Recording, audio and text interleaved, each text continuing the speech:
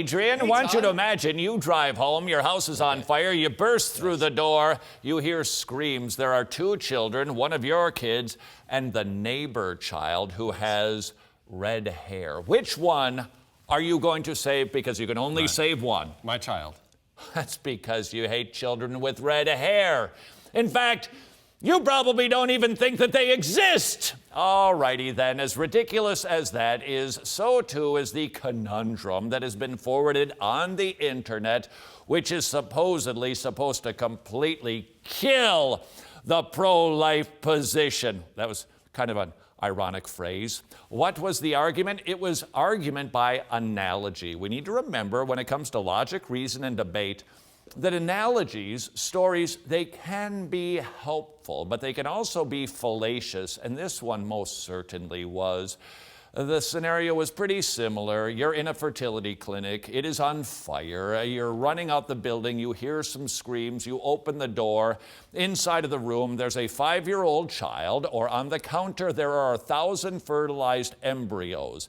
The child is screaming. Which one are you going to save? And intuitively, we go, the screaming child, and get out of there. Aha! See, you don't believe that life begins at conception. Otherwise, you'd have taken the 1,000 fertilized embryos. Is that an argument that stands up? And I believe the answer to that is, I can't even believe that we're having to deal with this.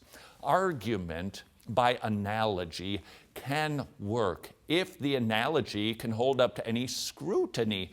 I could turn this around in a heartbeat and simply ask the person a fictitious scenario where you can manipulate all the details, you know, like the train routine.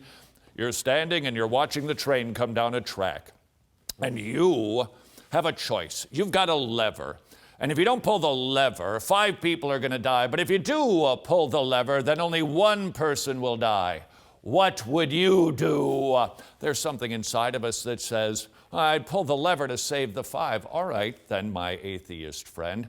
What if that person turned out to be your wife or your child?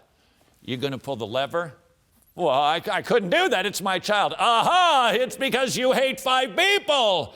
And I have proved absolutely nothing. And so too has this ridiculous argument. Once again, the pro-choice position absolutely there's not even on shaky ground. There's no ground. The big question still remains, what is it? An emotional response with a manipulated analogy doesn't prove anything. Now, what does that prove? My emotions are wonky.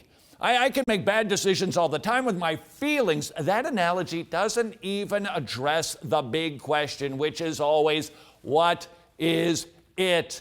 Answer. Those 1,000 fertilized eggs are a whole, innocent human being, worthy of protection, defense, and life. And might I add, even if they have Down syndrome and don't meet your standard that you have arbitrarily written because you're the big person and they're the small person. Last time I checked, politically correct or not, that would make you a bully. Don't let the internet confuse you. When you hear one of these manipulations, stop, ask yourself the question, is it valid? And if I can quickly undermine it with a few questions, like, and what about you in this scenario? Does it even address the point? Therefore, your analogy, all it deserves is a great big...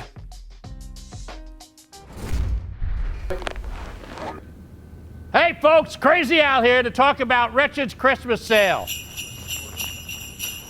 At every order, you get a copy of Todd's book, Judge Not. It's amazing, and that's crazy.